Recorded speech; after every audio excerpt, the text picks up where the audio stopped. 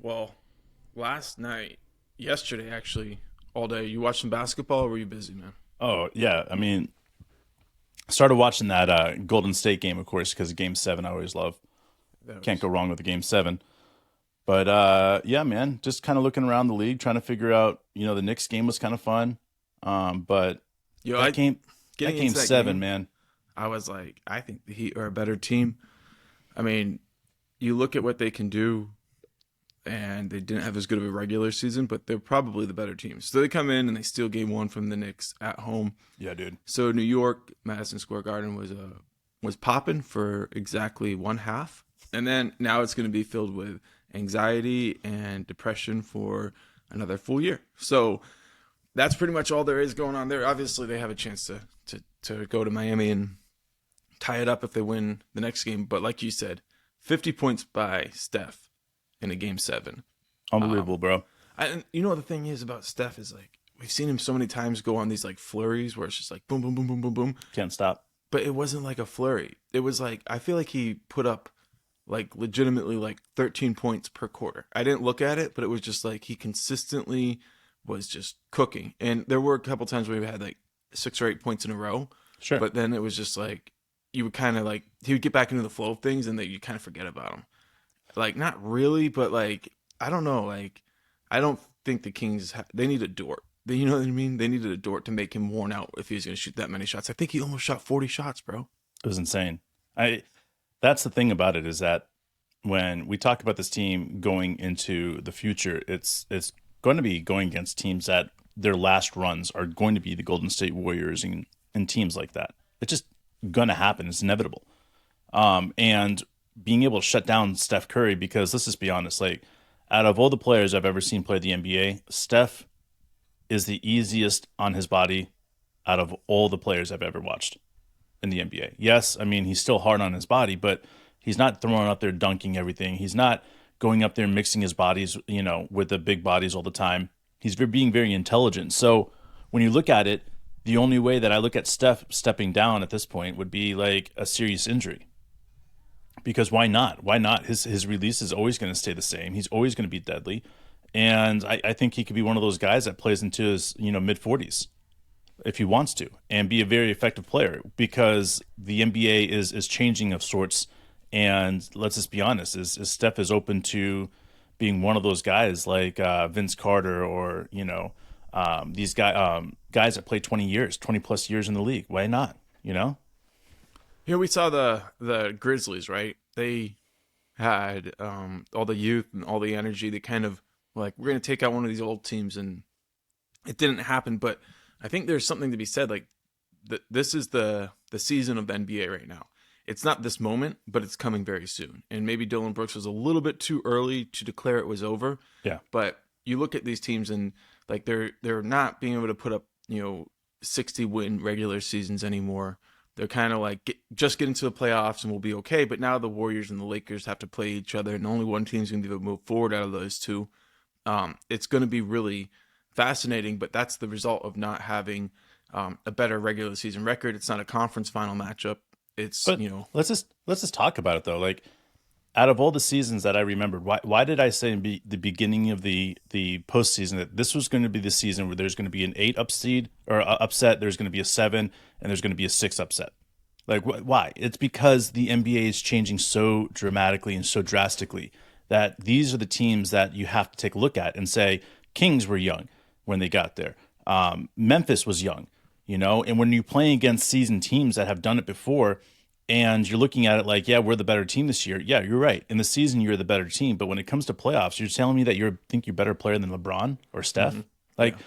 and then you look on the other side, and I looked at Jimmy Butler and the way he was playing at the end of the season. I was like, you can't step up right here and stop this. Now, I also said that I thought the Thunder would be able to beat Denver as well. And the reason, again, is I think the play-in games are way more valuable right now than they ever have. And if you look at the Major League Baseball, when they introduced the whole wild card, for a few years, wild card teams won it.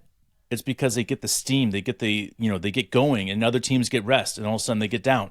And this is why I feel like the play-in is almost more valuable at this point than being a 6 seed, because you get that extra game in you, and you get to be able to pick your slot where you play essentially, so you can be the 7 or 8 seed if you think that you can, play that. So I don't know, man. Like it's just interesting to me, this whole concept of having a play in, meaning it's way more valuable. Straight up, Lakers recognize that they want to play against Memphis. So what do? I mean, they beat the shit out of the Wolves to be able to play against Memphis. And they proved that they deserve to play against Memphis. And the same thing against Golden State. Golden State's out there doing what they're doing because they recognize that they wanted to play against the Kings.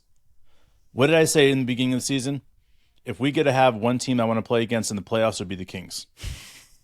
So think about that. LeBron says the same thing. The Kings were good, man. The Kings were good in the regular season, and they played really well some games in the postseason, but it's a 7-game series. But so is Denver sometimes, and so is like these other teams that come out there and they like win a bunch of games in the regular season and they never even get to the conference finals. Like that's the thing that's crazy about it.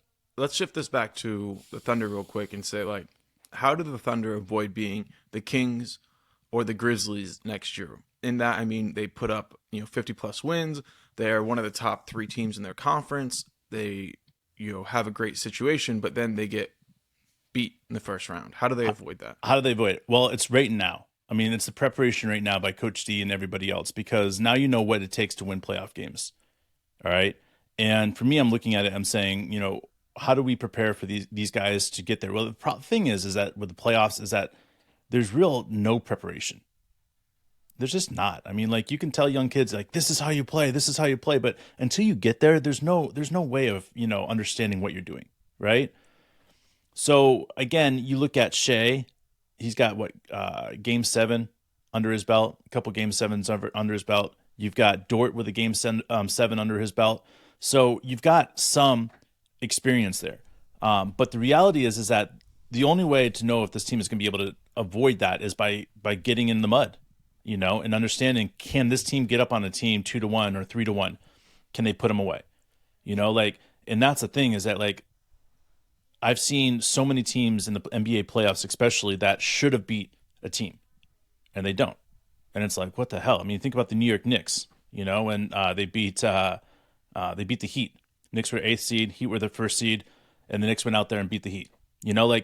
There's certain times in history where it's like, oh, that shouldn't have happened. Well, yes, that, and then the Knicks went on to play in the finals.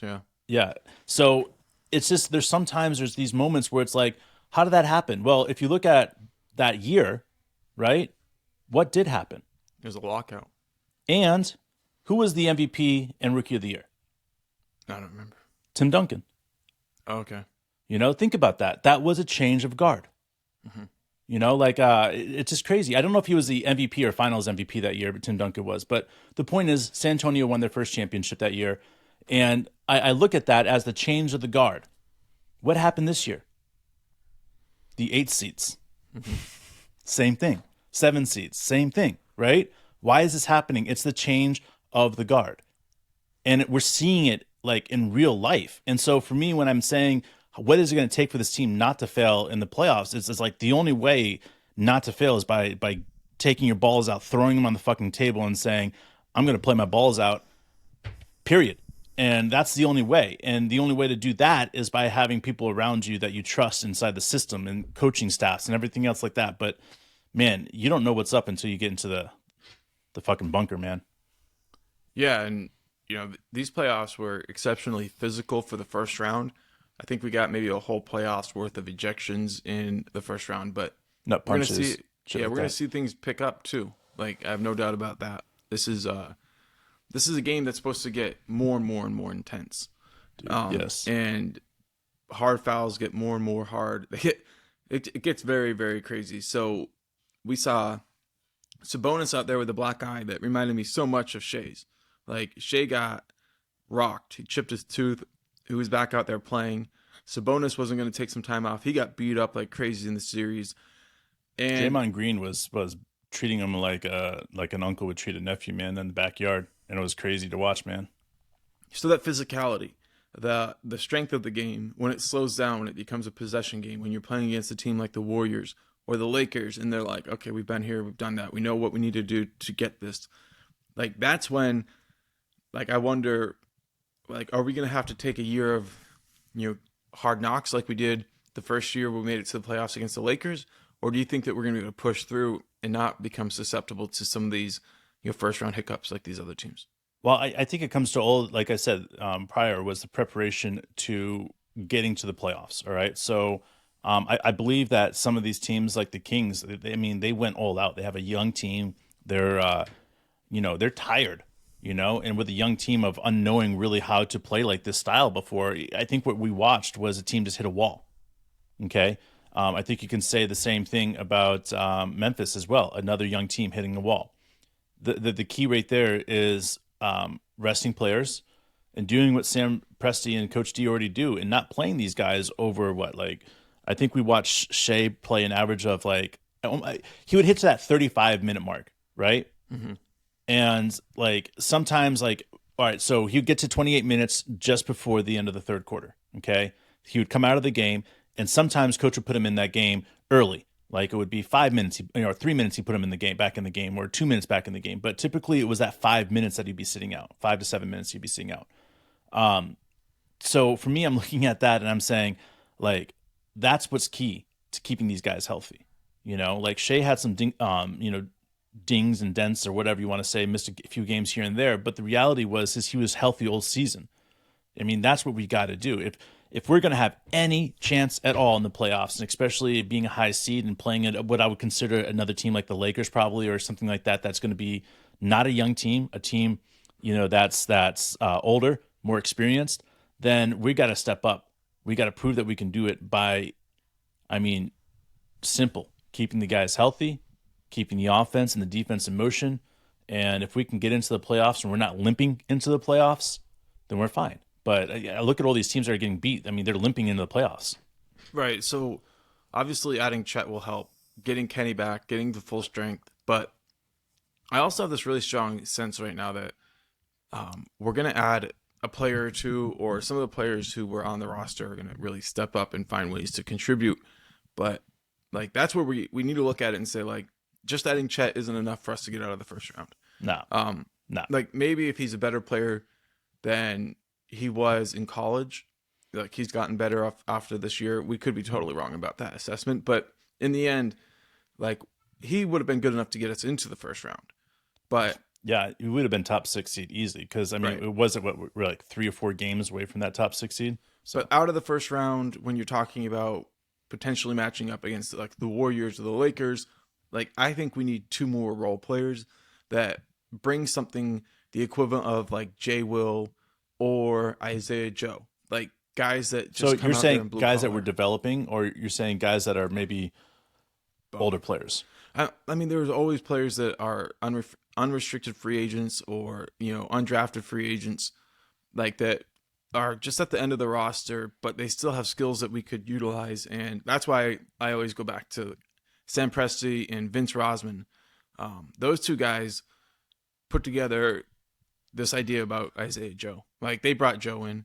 Joe was a Daryl Morey cut at the end of training camp. He was there for nothing for training camp, and he came in and he gave all the Thunder fans reason to believe.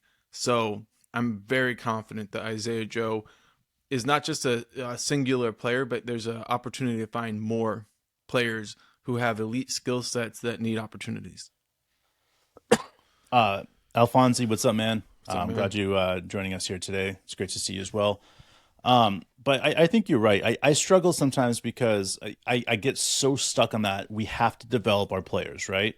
That I sometimes forget to take a deeper look into, just the buyout market and different things like that, because there are always veterans that are looking for a squad, and I think it's key for somebody like Dario or somebody like Al Horford, when they're at an end of the road for them per se, is that the Thunder have $30-something million in space right now. So for us to go out and seek a trade and I think we have 3 or 4 trade exemptions. Mm-hmm. So for us to go seek a trade and utilize those trade exemptions, or one of those trade exemptions, allows this team, right, to be able to bring somebody in that will help mentor these kids, these young men. So I'm always open to that. I don't want to see a guy that's going to come in and destroy the playing time for Poku or somebody like that. But I do want to see somebody that's going to come in and help this team, and especially if we're getting to the playoffs, that steps up and plays in the minutes that these other young players are going to struggle in. Yeah, I mean, you go back to the early versions. We saw Caron Butler, we saw Derek Fisher be brought along, and then this modern version, you know, it was Mike Muscala, George Hill, Al Horford, like you mentioned, and then last year, you know, we bring in Sarge, and we're like, hey, you can be the 28-year-old, you know, senior statesman mentor for these guys. Get him a senior discount, buddy. Right. And I'm just like it's intentional, and it may not, like, I would love Sarge coming back. Like, I've made that clear, but if it's not him, it'll be somebody else who can add something. And I think, I don't remember who exactly, but a number of our Australian listeners have pointed out the progression that the Thunder have made in following Josh Giddey's lead on passing, because he passes into open space. He learned how to do the shuffle, you know, Andrew Gaze style offense when he was a kid, and he's teaching the other guys how to move into open space, and he's using footy, he's using all these different backgrounds, you know, of his games to just. Do you see when he passes the ball, you know how like you see guys that cut and then slow down after they cut? Yes. Every single time that Josh has the ball, it's balls to the wall on their cut. Even if they don't get the ball and Josh doesn't find that opening, it's still like these guys are like finishing the play, finishing the cuts, finishing the back doors, you know, and they're finishing them hard. Why? Because it's causing the defender to work harder. It's brilliant, man. Like on every single Chet, way. Bro. Thank you. What? Happy birthday to Chet. Thanks on Handy Train. Appreciate that. Sorry to cut you off, bro. But No, you're good. Carson, what's up? But it's the way that he is teaching these guys to go through, and it's a coaching staff helping these guys to understand how to make Josh more successful. And I think about that because of the reality of the situation we are in. Is yes, this is Shea's team. He is the superstar in this team. But with every superstar, you need somebody to direct the traffic. And fortunately for us, we have a 6'9" Australian young man on this team that is going to be in the NBA for probably 20 years, guys. Like, he is truly spectacular. I think about the way that he plays and the style of play. And this is the style of play would work in the 90s, would work in the 80s, it would work in the early 2000s, it would work now. Like, that's the thing about Josh's style of play. It's timeless, man. It's completely fucking timeless. And how many NBA players can we truly say that about? Like, even if we say Michael Jordan, people are like, well, yeah, he would have like 60 points a game in this league, but would he? Josh could be the next Scotty. Robert says it. Like, I mean, seriously, guys, what Josh is capable of doing is so next level. He is leading this team, and I cannot say enough about it. Like, we need somebody like that to direct the traffic and to recognize that he's okay with getting 15 assists and 4 or 5 points because he's helping everybody else be successful. You know, it takes a true unselfish player for that to be something that's like that. Bro, I'm pumped because when I look at it and I see a guy like Sarge, and I know I'm getting stuck on him, but like what he did for J. Will was unbelievable. Like, J. Will's began the process of, like, you know, really learning how to get a man's rebound, capture the ball, right? He starts doing that, but then he also has this ability to throw a little bit of an outlet pass, and it's a pretty good outlet pass. It's not as good as Kevin Love's, but we've seen Kevin Love throw them three of them yesterday. Holy cow! But the thing though is that the fact that we can say Jay Wills isn't as good as Kevin Love's should be a direct indication because Kevin Love's been in the league for over a decade, and Jay Will spent 1 year in the league, not even a full year. I think he played in like 45 games or something like that. And the fact is that people are saying that should be a direct indication that only time. Well, like I was telling the kids we were watching that game, I was like Kevin Love has been throwing that outlet pass since he was in college with Russ. And they were that's how they would tear up teams. They're just like, run it. And so he was out there throwing it still and proving that he's a really good player. But the thing where I look at Sarge and I look at Jay Will, like, Sarge has this ability to grab a rebound and dribble in one motion and be moving up court. He's like, he grabs it and goes. Whereas like a lot of people will grab the rebound, turn and go. He's like running into it. He like finds this way to accelerate. And I saw by the end of the season, Jay Will was doing the same thing.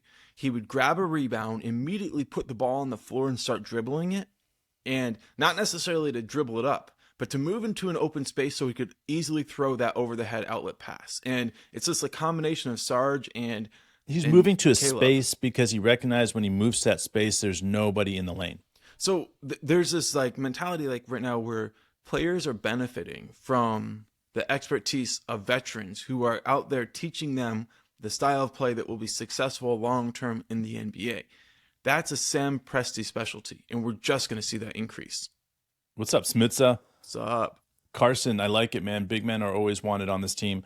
I just think about the reality of what is being taught in the locker room. And one time when I was last year when we were watching Josh Giddey dominate while Shea was out, the question started happening like, what is Josh Giddey the point guard? You know? And I think this season it really solidified what Josh Giddey is. What is he? Josh Giddey is, when it comes to it, he is the leader on the offense. He directs the traffic. He tells these guys where to go, the back doors that are open. When Josh has the ball, the offense is moving the best.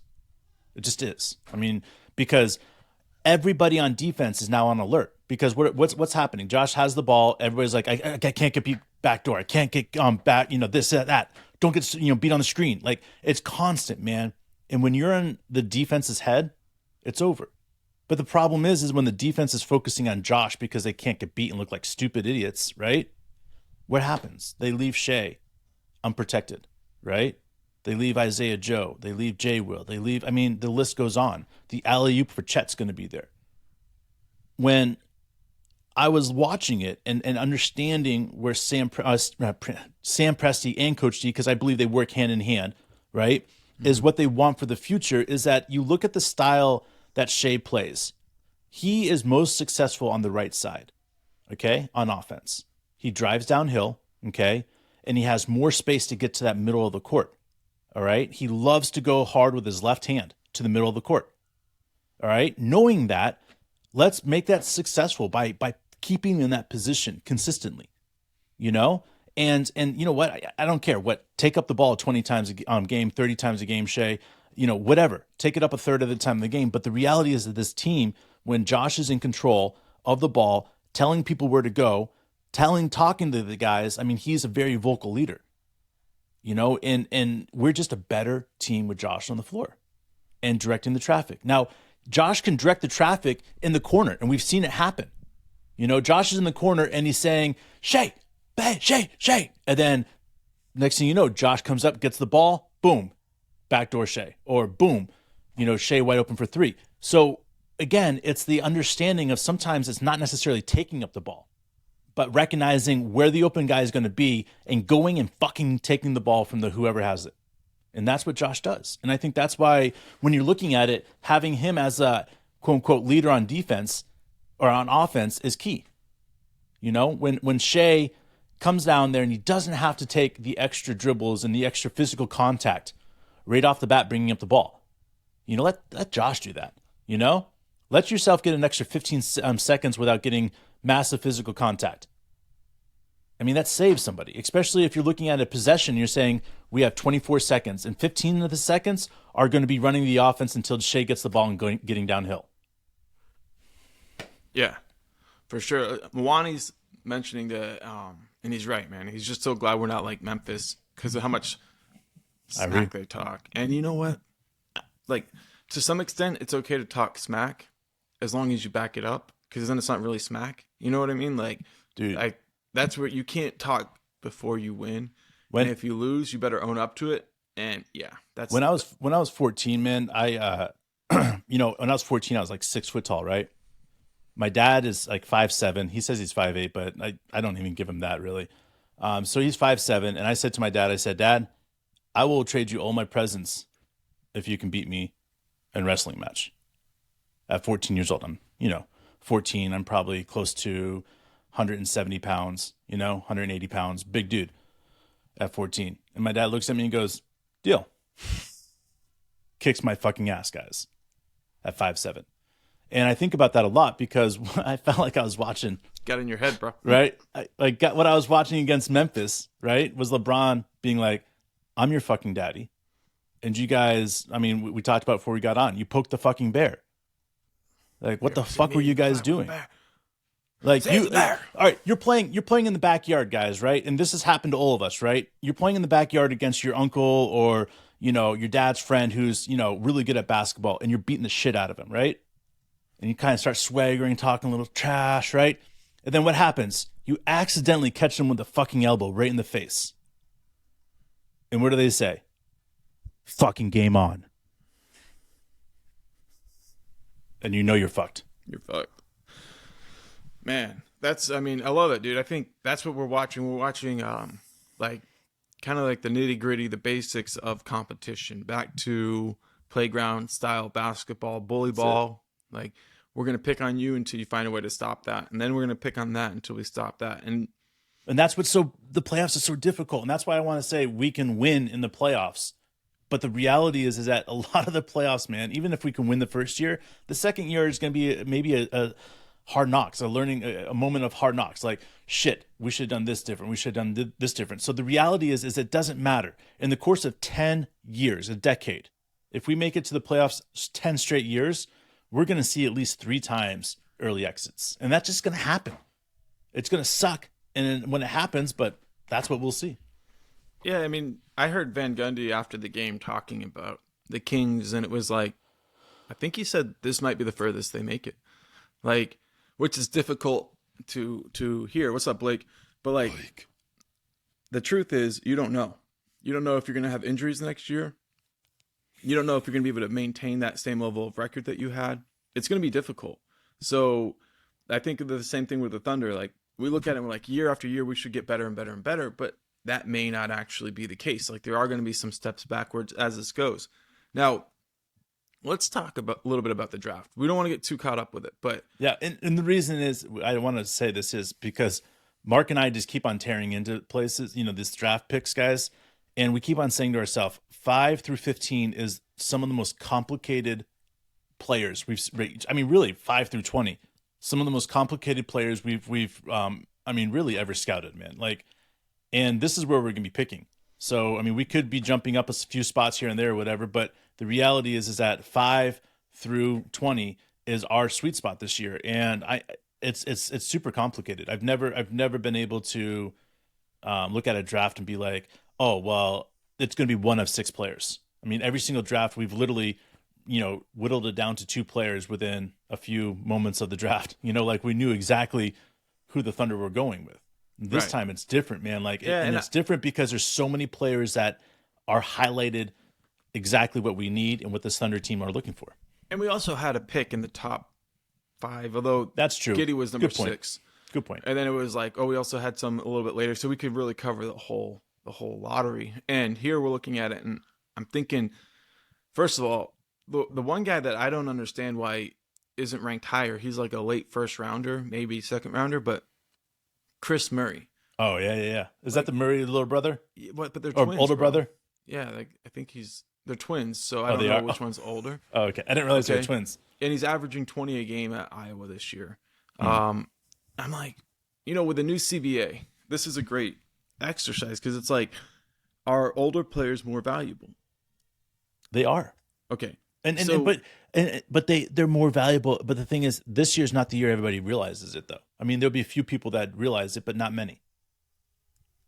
I think a guy like Chris Murray could be incredibly valuable because he's a good offensive player, good defensive player. You think he's a lot like Al Horford? I think he's a lot like his brother, which is ridiculous, but he's left-handed. And I'm just like, if we could grab him, even though he's projected to go like number 30, like I would assume that within a year he could be a contributor on the court. Yeah. And I'm not really sure. So if he slips to that second round, you could see Sam trading his 2 picks to jump up and trade him? No, I think that we wouldn't wait for him in the second round. You're saying we would jump up late in the first round? Or maybe he climbs the draft boards. Maybe we pick him up with that pick that we have. Because, there's always a team like at that, like 27, 28, 29, 30 spot, right? That are like, we can't have first round money on the books. And they're willing to trade like 2 second round to 3 second rounds for that. So imagine Chris Murray starts climbing the draft boards, right? And by the time like the draft is approaching, he's like top 20. Okay. then you might take him at 12 or 13, wherever your pick falls. Because Sure. if he's the fit, like, I know that there's other players. I know that, like, when you look at the depth, like you said, 5 through 15, It's so complicated. it is complicated because you look at it, you're like, okay, there's a consensus top 4-ish, top 6-ish. Like, there's like this range where people are like, okay, I know what's right. They're usually wrong, and they don't know what the fuck they're talking about. But Sure. the consensus, whatever that represents. And then you have that next group, and they're like, there's players that are like player after player after player. And I'm like wondering, like, a player like, I don't know, J-Dub, guy Yeah. we got last year at 12. Where would he go in this draft? Would he be someone higher than 12 this draft, or would he be later than 12? Because I feel like he'd be but that's- later because of depth. But that's what I'm saying. Because of you know how those players come in the league and they change how everybody's drafted, right? And the J Dub really threw a foil in it. And the reason is that I think there's going to be guys that are long and lanky, or or like Chet with long arms. Not Chet, I'm sorry, J Dub with long arms. You know what I'm saying? Like, these guys are going to be like 17, 18, 19, 20. I think those guys have a better chance to end up in the top 10, to be honest, because teams are going to overvalue the arm length because they're seeing the success the Oklahoma City Thunder are having, and other teams that have put that out there as being something that's important to them. And I think it's one of those things, because of that, people may be focused on a few of the wrong players. And if that's the case, then yeah, the Thunder are going to score in this one. The Thunder are only going to score, but the Thunder could pick up a second pick in the top 15 for almost nothing because people are just being stupid. And Mwani says he's a big fan of Jarris Walker from Houston. I'm actually not like super familiar with his game. I need Houston's a great school, man. I think that the way they also develop players, I think that there's a very few schools that I consider know what they're doing when it comes to true development. And I think that Houston has done a crazy, amazing job at keeping players there and continuing to develop. So shout out to Kelvin Sampson for real. I mean, man. that's it. I mean, he's Oklahoma Legend. When I was in middle school, man, his son played for a team up there in Norman, and I used to play against him 2 or 3 times a year. So from 7th grade, 8th grade, and I would always see his dad in the stands. I was always super intimidated because, his dad was a coach there at Oklahoma. He was a really good coach. He didn't get a lot of love for what he did, but he was a very, very good coach, and I think he's done a great job with Houston. Blake wants to know how we feel about Jimmy Butler being MJ's son. We've discussed this a lot. 100% unbiased proof that he is. We're unwilling to share that with everybody at this moment, but you can just write it down. They are related. Blake, I would do this if I were you. There's a stretch thing. I don't want to get sued by anybody by putting out their stuff. So what we're saying is not true. I want to make sure that everybody knows that. All right. But if you Google it and you spend some time Googling Jimmy Butler, Michael Jordan, and Jimmy Butler's mom, listen, you guys will be able to put the clues together yourself. So Carson wants Anthony Black. Yes, Anthony Black, dude. Anthony Black or Rupert, Rayan, Rupert. Oh my gosh, any of these guys that have that ability to get down hole hard and play defense really hard and have long arms, man, I love Black. He's an Arkansas guy, even better. You know, like that. They develop players properly. I mean, think about this, guys. The NFL draft just happened. Teams that develop players properly always end up getting the top picks in the draft. Just happens. Look at Georgia; they had like 4 or 5, 6 defensive players taken in the first couple of rounds. Like, it's just automatic, man. You know, like, this team is going to put out the best players out there, and whoever Sam picks up, it doesn't matter. But looking at the fact that Sam loves Arkansas and the way that these players are raised and trained, I would not be surprised if Black is right on the top of the radar for Sam Presti. Well, the depth of this draft, like we've been mentioning, is pretty great. I know, and guys, people will tell you it's not. People will say the best, it's just 4. Boom. Top 4 are the best in the draft. But I'm telling you guys, do it every year, man. This is the draft to pick up a player in that 15 to 10 range. So I'm looking at the Ringers, Kevin O'Connor's big board. Let's talk about this. They got Victor at number 1, Brandon Miller at number 2, and Scoot at number 3. When whatever. Like Kevin O'Connor sometimes gets stuck up his asshole, but it's not a big deal. So I like Scoot. I would say Scoot has a number 2. legit chance at. But then number 4 and 5 are the Thompson twins, and I'm actually not really familiar with the Thompson twins. The Amari and Azir, yeah. because they play for the overtime elite, and that gets kind of like one is definitely better than the other. It's interesting that they put them next to each other now. All right, or Connor. Then number 6 would be Anthony Black, according to him. 7 would be Jarris Walker. 8, Taylor Hendricks, which I'm not particularly familiar with his game. Cam Whitmore at number 9. I watched him coming into it because, Villanova, you like to see what they have. If he was slipped to number 9, I would be like, Thunder should trade out 3 picks to get Cam, because I love Cam. Go ahead. Like each one of these guys, Kevin O'Connor puts like a comparison. Like Taylor Hendricks is Jeremy Grant / Jada McDaniels. Jarris Walker is Larry Johnson, Carl Landry. So Cam Whitmore is shades of a semi-truck with a Ferrari accelerator. So he didn't even bam. Cason Wallace, number 10. I watched some of his game. Yeah, Cason's good. He's good, but I don't think he's going to be. Got so much more to develop.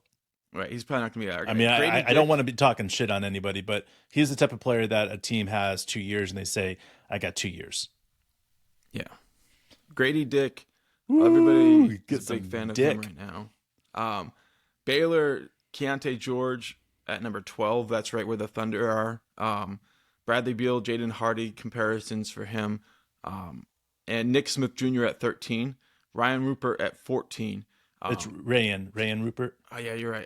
I always just read it. I know. I had to get it told I was saying it wrong by multiple people. So all right. So and he has shades of Mikal Bridges and Otto Porter. And I Dave love that knows since Mikal Bridges' rookie year, I've been all over him. And now everybody else is all over him, and I get it. He deserves it. Man. In fact, Mikal Bridges is the reason I fell in love with J-Dub, is because I was looking at comps and I was like, hey, maybe and J-Dub's better, but whatever. Go ahead, Dave. No. I was thinking about it. I was like, I don't know, man. There's so many players that I look in this draft, I have to say that like really catch my attention. All right, so let's talk about what we have at just what's listed at 11, 12, 13, and 14. Ryan Rupert, Nick Smith Jr., Keontae George, and Grady Dick. Pick now. All right. If I'm Sam Presti saying that I want to have somebody that's going to go out there and put big minutes in the game for me, right away, I'm going with some big-ass Dick. All right, you're going Dick. If I'm going for the opportunity to have halfway through the year somebody coming on, I'm going Rayan Rupert. So a slight development. I'm going Nick Smith Jr. And then that was I was going to say, if you want a whole year of development, go Nick Smith Jr. All right. So Nick, because he's an Arkansas guy, and because Dave likes Arkansas more than people who even live in Arkansas, and that's cool. That's cool. But I was all like, over. I got to check this guy's game out coming into. Like he was ranked. Dude, projected. He's so good. Like the thing about Nick Smith, higher. The reason that I'm not so much more on Nick Smith Jr. is because the fact that is first of all is that you can't really describe his game, and that's one of the things I loved about it, right? The way his game is that it's not really a shooting guard or point guard. Well, what is that? J-Dub, that's Shea, that's Josh Giddey. So, obviously I like him because I'm already changing my posture here. So Nick Smith Jr., though, the reality of what this young man could do is truly spectacular in the NBA. But what I feel like you need with him is to be able to be open with him saying, because we're so deep at this position, I need you to be okay with developing in a whole year in the G League. And the thing about that is that it might not even need a full year, but I think that's the thing you have to go to the table with him, right? That's why I said if Sam Presti is going for somebody that's going to put in right away, that's Dick. All right. So let's talk about Nick. Nick is 6'5", 185. So good. Just turned 19. He's very big comps to J-Dub.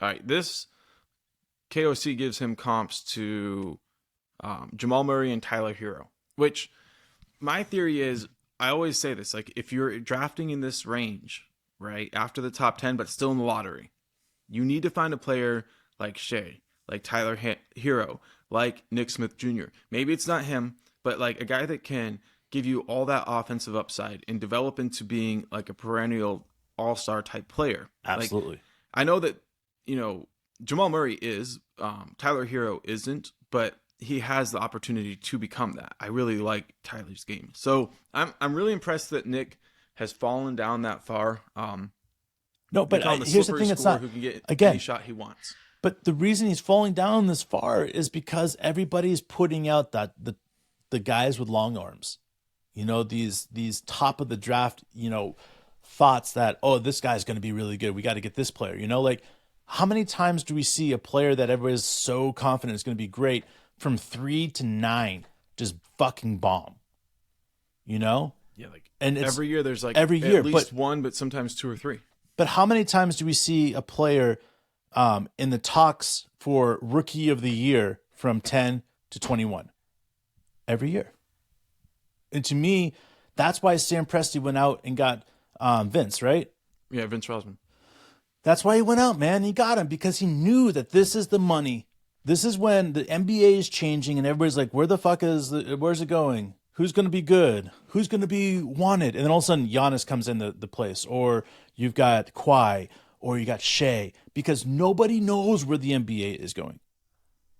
But if you have somebody to help direct the way, all of a sudden you can pick up players like this guy or that guy, this guy, and being like, Nick Smith Jr., like in any other draft that he was capable of being recognized because the change of the NBA, there's no way he won't go top 3. And I think that's the thing about what's happening with the NBA is that these are the years to get these mid picks, and we've got so many of them coming up. We'll be able to move up and down wherever we want to, add more picks, take away more picks, whatever. But the reality is that we're not going to be able to see a group of guys like we have ever drafted again, because nobody will ever allow that to happen. Nobody would ever allow Josh Giddey to go past number 3 in the future. Nobody ever will allow J-Dub to go past number 3 in the future. Nobody would ever allow Chet not to go number 1. You know what I'm saying? Like, this is what happens when a powerful team is built.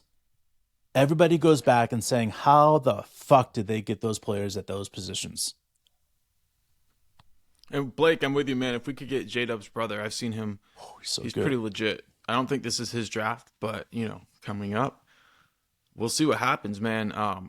Definitely a legit player, and J-Dub, big time fan of him. Josh, you're saying that Ozier, Rand, or Hendricks are all Presti picks. And I was looking at it as you were saying that, and I was looking at Rand, and he has a 7'3" wingspan. It's Rupert, bro. 6'6". Rupert. I mean, we're talking like breakers, man. New Zealand breakers, Australian dude, freaking straight up. 6'6". His defense is, guys, if you just go back and look at his defense, it's immediately like, that's what I'm saying. He doesn't get past, I think he's going top 10. Because, again, guys that have really long, freakish arms are going to be evaluated as way more valuable than ever before. And because of that, these guys are going to go jump up and, it's, I could say that Sam Presti's going to trade up to get some picks, but the price of trade up is going to be so expensive this year, it's almost not worth it. And it would almost be rather just to sit back. But what's going to happen is there's always going to be a team around 13, 14, 15 that's going to be like, I don't like who my options are. I got to get the fuck out of here. And they'll want to trade out. So, again, this is the year to get 2 of them again. Hell yeah, Carson, we're watching that Warriors-Lakers series for sure, man. We're all into this shit. We mourned our Thunder losing for a little bit, but the playoffs are basketball, on, baby. But when Game 7 start happening, it's good. Game 1 in New York, that was special. John Starks in the arena. Patrick Ewing. Pat Riley. Alonzo Mourning. Man. Well, think about like Pat Riley, though. The fact that he was, I still think about this because it hurt so bad when it happened, but Pat Riley was a New York Knick, had this great team as a Knicks coach. And then out of the blue, ESPN broke, and I remember just watching it and just my mouth would dropped open and said, Pat Riley takes job for the Miami Heat. and like got ownership stake and all this other shit. I'm like, what the fuck just happened? And I knew the Knicks are never going to be able to recover off of that. And it's just great that all these years later, the Knicks are finally having a little bit of success. Even it might be just slight, but it's just nice to see. It is nice to see, and we're excited about that. Classic series coming up, Lakers, Warriors. 2 gladiators going head to head. What do you got, man? What do you got? And how many games? Who you picking? I honestly don't think the Lakers can outscore the Warriors, so I'm gonna go Warriors. But dude, I'm going straight up Lakers, dude. There's too much heart. Like LeBron, you woke up the fucking bear. Like you're not gonna be able to put the bear to sleep. There we go. We'll leave it there, and we'll be back on Wednesday. Thanks for joining us, everybody. We love you, Josh, Boom. Carson, Blake, Mwani. You guys, all are you the guys, best. appreciate you Smithsta, guys. Robert, Alfonso, Unhandy. I hope I didn't miss anybody. You guys are awesome. Appreciate it. We'll be back. We'll see you soon.